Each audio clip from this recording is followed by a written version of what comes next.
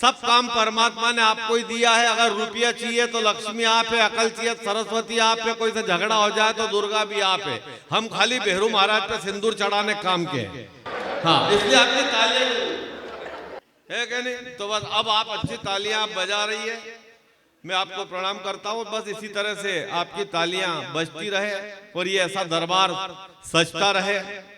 नयन बिछाए बैठे हैं माँ, नयन बिछाए बैठे हैं माँ, माँ हमको उपहार मिले आज तुम्हारे इन भक्तों से रजनीगंधा प्यार मिले। तुम न सौंपती कलम मयूरी, अरे रचा न जाता यह संसार, और इसीलिए तो स्वयं विधाता शीश नवाता बारंबार। तो जहां जहां भी जाए माँ हम तेरा ही दरबार मिले, और आज तुम्हारे इन भक्तों से रजनीगंधा प्यार मिले। सुजीत जायसवाल पहले मिल चुका, अब आपको नरकंकाल मिले। आइए नरकंकाल। श्रीमद् भागवत सप्ताह ज्ञान यज्ञ को संपादित करने वाले द्विवेदी परिवार को आचार्य महावीर प्रसाद द्विवेदी की धरती रायबरेली से आए हुए मधुप श्रीवास्तव नरकंकाल का धार्मिक प्रणाम। मंचासीन कवियों को साहित्यिक प्रणाम करता हूँ। सारथी परिवार के कुलभूषण खरबंदा मफललाल जी को व्यवसायिक प्रणाम करता हूँ।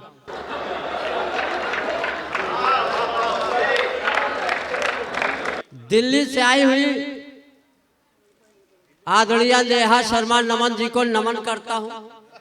नमन का मतलब जब मन ना हो ही न करो, तालियां बजाओ।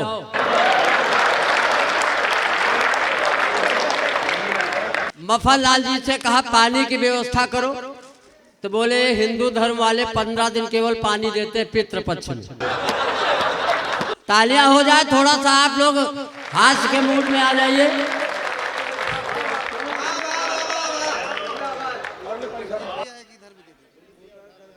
बिहार के वरिष्ठ साहित्यकार, हम सब लोगों के संरक्षक आदरणीय शंकर कैमूरी जी को भी बहुत प्रणाम करता हूँ। अरे क्या कर रहे हो भैया? बहुत प्रणाम करता हूँ, नमन करता हूँ आप सबको। जिस श्रीमद् भागवत कथा महापुराण को आप लोगों ने सप्ताह भर से सुना, श्रीमद् भागवत कथा सुनी नहीं जाती, पी जाती, अमृत का पान किया जाता है। और हमारे शास्त्रों में कहा गया है श्रद्धा वालप्ते ज्ञानम, ज्ञान की प्राप्ति श्रद्धा से होती, विश्वास से होती। बहुत कुशल संचालन कर रहे आदरणीय पंडित अशोक नागर जी, जो ज्ञान के महासागर हैं, उनको बहुत प्रणाम करता हूँ, नमन करता हूँ। आइए थोड़ी देर आपके चेहरों पे मुस्कान आ जाए, क्योंकि ये धर्म यज्ञ आप लोग ज्ञान यज्ञ कर रहे हैं।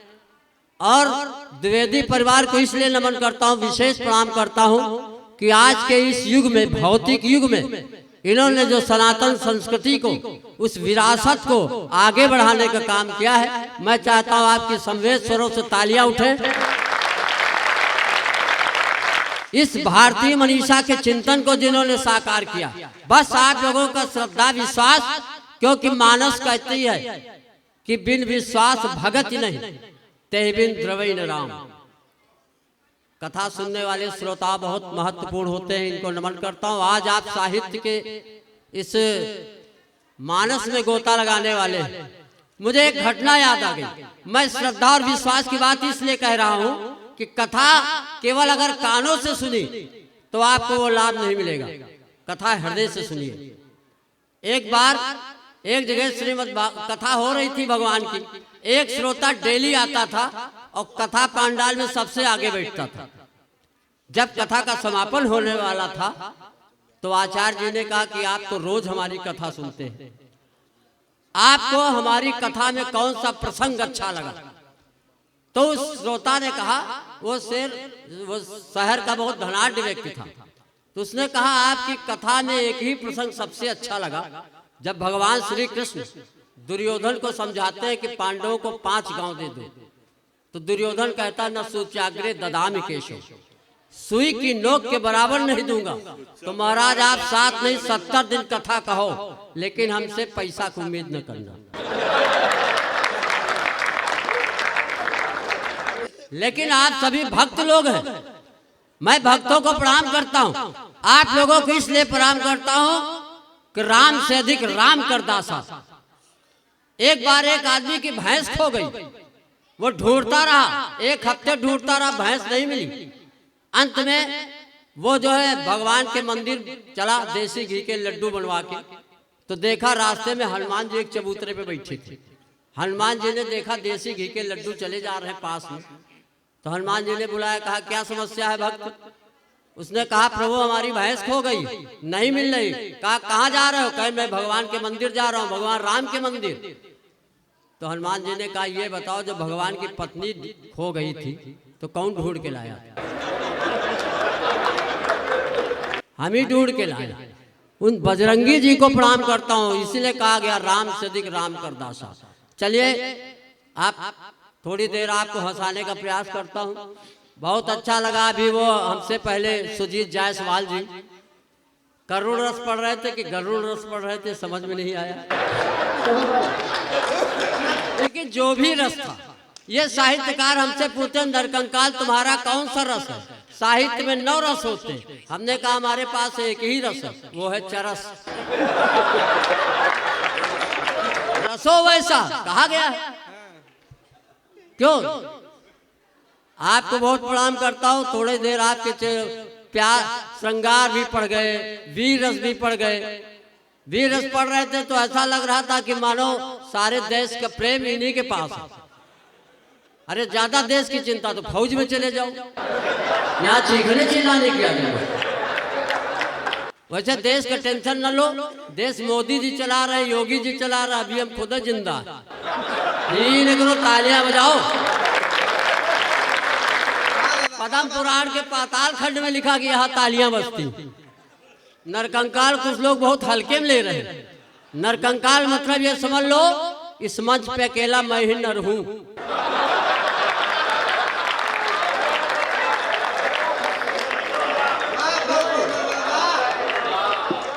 तब हमको लगा दिया संचालक जी ने। बहुत प्रणाम करता हूं दादा आपको। मध्य प्रदेश से आए हैं, बार बार कह रहे हैं मध्य प्रदेश से आए हैं। हम कहा ठीक है। गोविंद गजब हमारा छोटा भाई है, थोड़ा सा छोटा है, इसी से हम शुरू करते हैं।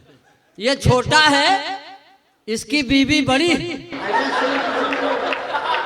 ये छोटा है, इसकी बीवी बड़ी है, इसकी मोहब्बत छीछा लेदर में पड़ी है।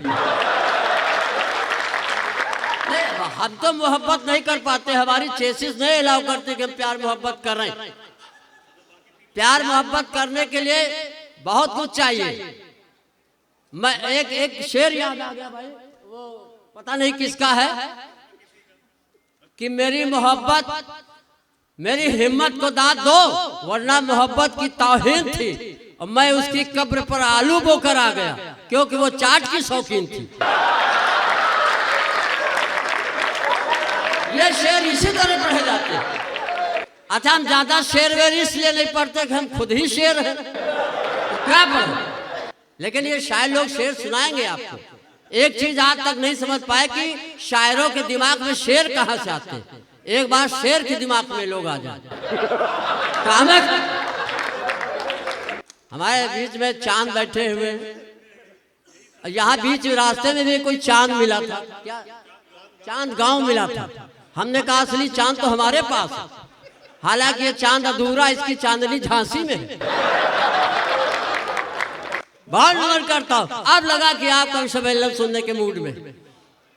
हाँ अब चलिए, जो आप हम देखिए शेर वेर पहले बहुत पढ़ते थे, पिछले जन्मों में हम शेर ही लिखते थे। हमने एक जगह पढ़ा कि अब तो जिंदगी का ये हाल है, सांस लेना भी मुहाल है। एक श्रोता खड़ा हुआ, उसने कहा तू तो यार गजब की चीज है, कभी है कि दमे का मरीज है। डॉक्टर के पास गए, हमने कहा डॉक्टर साहब सांस लेने में तकलीफ है। तो डॉक्टर ने कहा सांस लेता काहे को। ऐसे डॉक्टर को बहुत प्रणाम करते हैं। ये ना समझो हल्के में बिल्कुल ना लो। हमारी चेसिस भले हीरो पुक की है, लेकिन इंजन जो है बुलेट का लगा। ये है, ये दादा आप भी तो कुछ बोलो। एक बोलता है माला माला मत पहनाओ गुरु। 20 साल पहले एक माला पहनी थी, दुर्गति को प्राप्त हो गए। अब क्या सीधे वीर गति को प्राप्त कराओगे? माला नहीं, अगर गुरु बैजंती माला हो व्यवस्था करो। प्यार के नाम पे इस समय देश में भगदड़ मची। हमने एक दिन पेपर में पढ़ा कि एक प्रेमिका 4 प्रेमियों के साथ भगी। तब समझ में आया प्यार अंधा नहीं, अंधाधुंध होता है। और एक संशोधन करता हूं, प्यार कभी अंधा नहीं होता, वासना अंधी होती। प्यार तो दिव्य होता। भगवान श्री कृष्ण ने राधा से प्यार किया, वो दिव्य प्रेम है। हाँ, नहीं हम अभी अच्छी बात कहते हैं हमेशा, लेकिन लोग समझते नहीं। चलिए थोड़ा और हंसाने की कोशिश करता हूं। प्यार पे हमने बहुत पहले लिखा था कि मोहब्बत में हम इस कदर मटिया मेट हो गए, मोहब्बत में इस कदर हम मटिया मेट हो गए, माशूक की शादी हो गई 2 दिन लेट हो गए। और वो आज भी लग रही है ताजमहल, एक हम है कि पिचक के कोलगेट हो गए। हमने सोचा प्रेमिका गई तो गई, लेकिन मेरी प्रेमिका तुम्हारी क्या सुजीत भाई जायसवाल, अरे जायसवाल इधर अग्रवाल, शानदार है भाई, बीच में नरकंकाल। चाइना से हमने कहा तेरे पास है क्या, सिर्फ एक चाइना वाल। हमने कहा हमारे यहाँ अग्रवाल, जायसवाल, मोदनवाल, बरनवाल, सबका बाप केजरीवाल। तो जिस देश में इतने वाल हो तुम देश की छुच्छी नहीं ढीली कर सकते। बढ़िया है भाई। प्रशांत बजरंगी जी वीर रस के बहुत बड़े कवि हैं, बड़े तो नहीं हैं लेकिन हम लोग मान लेते हैं। इनकी ऊर्जा को प्रणाम करता हूं। प्यार के नाम पे हमने लिखा था कि मेरी प्रेमिका गोबर फेंकने के बहाने आती थी। अच्छा, बिहार में इसलिए पढ़ रहे हैं कि यूपी में प्यार पे पढ़ना बहुत प्रतिबंधित है। मेरी प्रेमिका गोबर फेंकने के बहाने आती थी, घंटों हमसे बतियाती थी, हंसती थी, मुस्कुराती थी, जीने मरने की कस्में खाती थी। मोहब्बत के दुश्मन चंडालों ने भैंसी बेच दिया उसके घर वालों ने। काम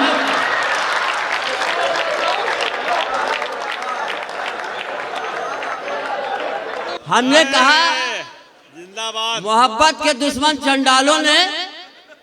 अच्छा, योगी बाबा से हम जैसे हाथ से कभी पूछते भी हैं कि आपने उत्तर प्रदेश पे प्यार पे प्रतिबंध लगा दिया, तो कहते चुप रहो, जिस सुविधा का लाभ हम खुद नहीं ले सकते। नहीं सही है क्यों भाई? बढ़िया है। और उत्तर प्रदेश में क्या पूरे देश में आप ये फेसबुक, इंस्टाग्राम, रील्स जिधर भी देखो, सास दामाद के साथ भग गई, चाची भतीजे के साथ, स्टूडेंट टीचर के साथ। ये क्या हो रहा देश में? प्यार के नाम पे भगदड़। जब सास दामाद के साथ भगी तो हमारी आत्मा जगी। तब हमने कुछ पवित्र पंक्तियां लिखी। ये कैसा इश्क है, ये कैसा प्यार है, पड़वा के साथ पड़िया नहीं भैंस फरार।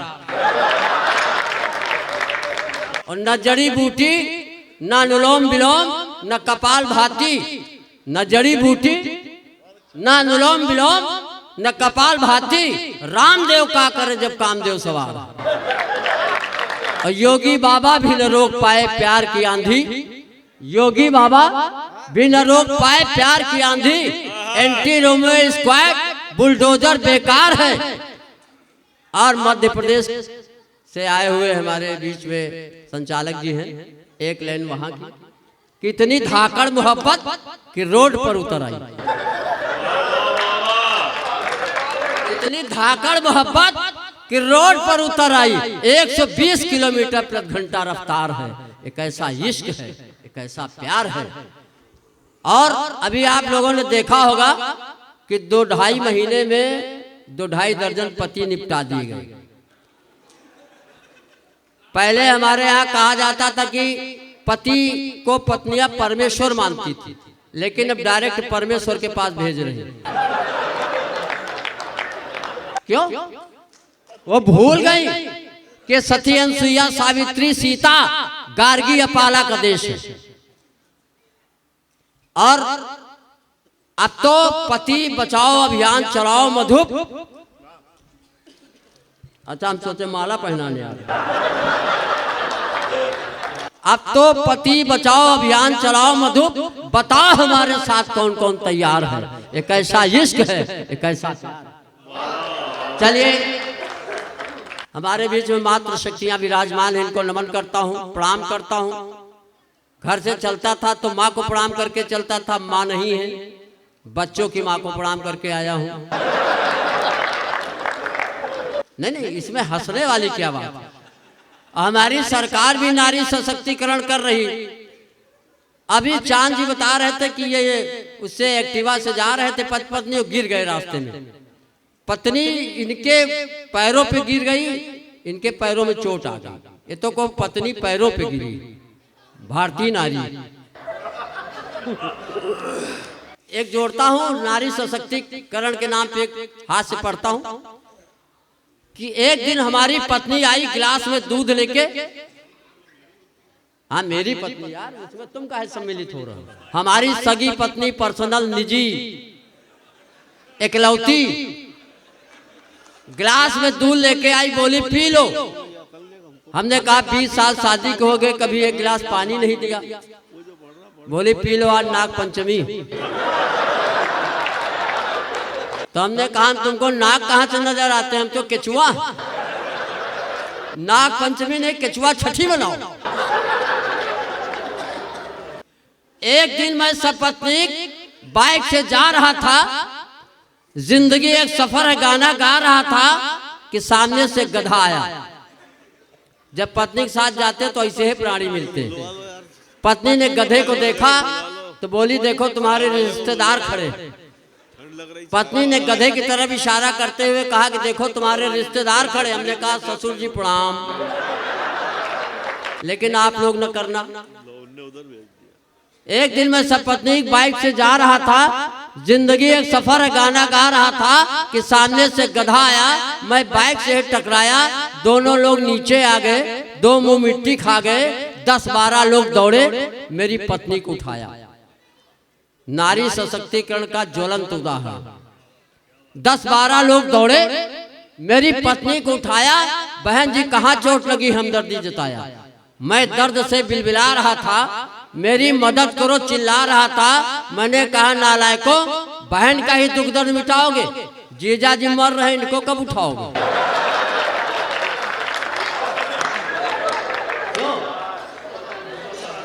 चलिए थोड़ा सा और तालियां बजा दो जितने लोग हो। जो लोग नहीं, मैं बहुत प्रणाम करता हूं। हमारा देश गौरवशाली परंपरा आज भी चल रही है, हमारे देश की बिल्कुल चल रही। एक दमदार भाई, अमेरिका, फ्रांस, जर्मनी, रसिया, ब्राजील, बहुत से देशों में गए, लेकिन हर देश से हमारे देश का महत्व अलग है। उन देशों ने कहा हमारे यहाँ 3 सेनाएं, जल सेना, थल सेना, वायु सेना। हम कहा हमारे यहाँ 4 सेनाएं, जल सेना, थल सेना, वायु सेना, शक सेना।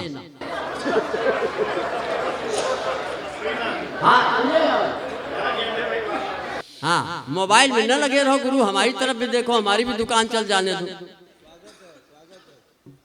बस 1.5 मिनट की 2 छोटी छोटी कविताएं पढ़ता हूँ। और क्यों मैं बता दूं प्रशांत भाई, इस समय ये SIR चल रहा था। बिहार तो निपट चुका, उत्तर प्रदेश निपट रहा।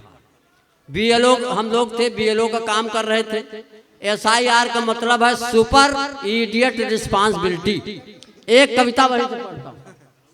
SIR का मतलब है सुपर इडियट रिस्पांसिबिलिटी, या इसको स्टूपिड और इडियट रास्कल भी कह सकते हो। SIR का मतलब सुपर इडियट रिस्पांसिबिलिटी।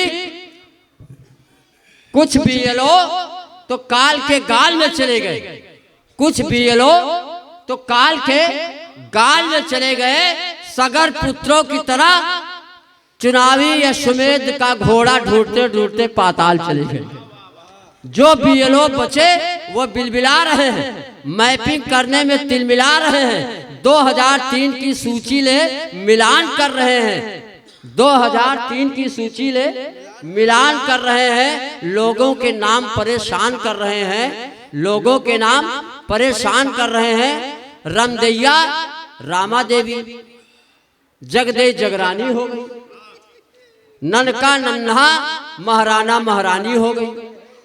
फूलकली से पूछा कि अपने बाप के बाप का नाम बताओ, फूलकली से पूछा कि अपने बाप के बाप का नाम बताओ, हमारे फार्म में दर्ज कराओ।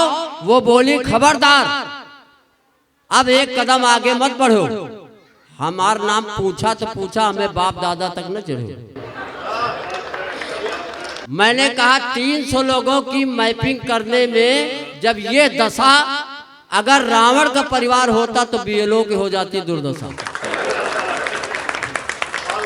अगर रावण का परिवार होता तो BLO की हो जाती दुर्दशा, क्योंकि 1 लाख पूछ 1.25 लाख नाती, फार्म 6 भरते भरते BLO की फट जाती छाती,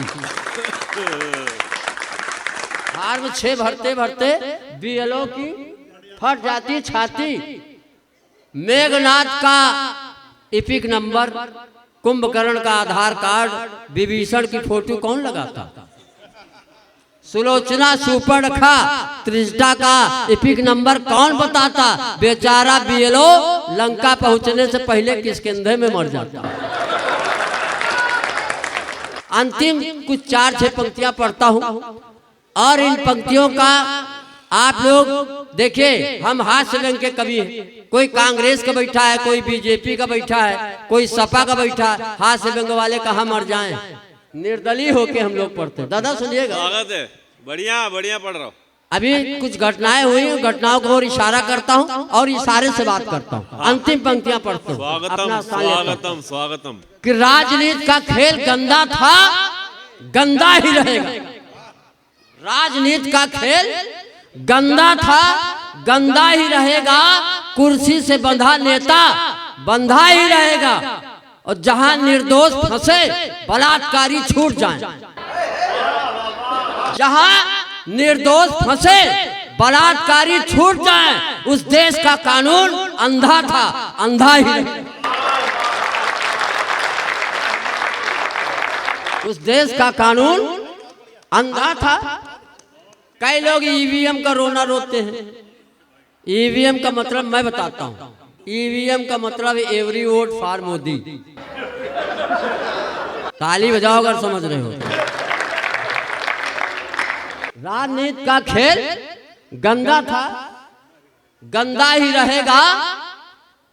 कुर्सी से बंधा नेता बंधा ही रहेगा, जहां निर्दोष फंसे बलात्कारी छूट जाए। देश का कानून अंधा था, अंधा ही रहेगा। और पीड़ितों को पीड़ित करे उसको कहो पुलिस, जो पीड़ितों को पीड़ित करे उसको कहो पुलिस। हाथों में जिसके डंडा था डंडा ही रहेगा। अहिंसा पर तो लगातार 3 दिन वो बोला, अहिंसा पर वो बोलता रहा लगातार 3 दिन, मगर नाश्ते में उसके मटन चिकन और अंडा ही रहेगा। और सुनेगा, कुछ पंक्तियां और पढ़ देता हूँ, अपना स्थान लेता हूँ, बहुत कट नहीं होना चाहता हूँ। मैं कवियों में वो बात कहना चाहता हूँ जो हर वर्ग के लोग, और धर्म के नाम पे हमारे देश में, मैं यहाँ के लिए नहीं कर रहा, ये तो बहुत दिव्य और भव्य मंच है। यहाँ तो भक्ति की गंगा बही है, ज्ञान की त्रिवेणी यहाँ पे बह रही है। मैं सबको प्रणाम करता हूँ, लेकिन कुछ पंक्तियां पढ़ता हूँ जो अगर धार्मिक हो तो धर्म पथ पर चलकर दिखाओ। अगर धार्मिक हो, राम कि जीवन का रामत्व 14 वर्ष जो उन्होंने वनवास में काटा, उससे राम का रामत्व तो स्थापित हुआ है। अगर राम अयोध्या के राजा हो जाते तो हो सकता राम का इतना विश्वव्यापी इतिहास न होता। क्यों? अगर धार्मिक हो, धर्ममचर कहा गया, हमारी वैदिक उद्घोषणा धर्ममचर। लेकिन धर्म को चरने वाले लोग सुने कि अगर धार्मिक हो तो धर्म पथ पर चलो, वरना तुम्हारा धर्म धंधा था, धंधा ही नहीं।